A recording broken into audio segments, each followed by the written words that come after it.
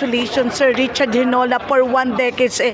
Talagang ramdam natin yung sincere na charity na talagang kakaiba yung awarding mo na tagos sa puso. Even our Governor Daniel Fernando na hindi man nakapunta ngayon, pero naramdaman niya doon sa kangina na nakita niya, doon sa mga video post na talagang kakaiba. Unique yung awarding mo na pagtulong, hindi para bumida, kundi para i-showcase yung duplicate nung advocacy na charity.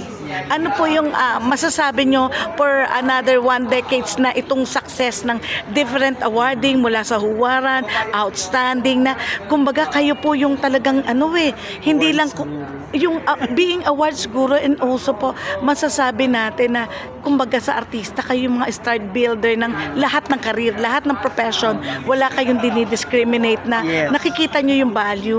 Can I get for your message na ng inspiration sa ginagawa nyo? Maraming salamat po sa tumangkilik ng aking mga awards night for 10 years now.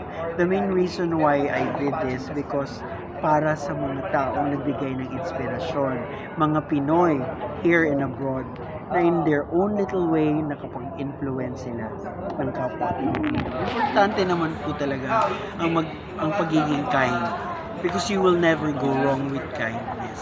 That's why I'm very grateful na I have already 13 to 15 awards night in different fields, from fashion, political, business, everything. All walks of life. All walks of life. Ginagawa ko para lahat po mabibigyan ng karangalan. Para lahat inspired.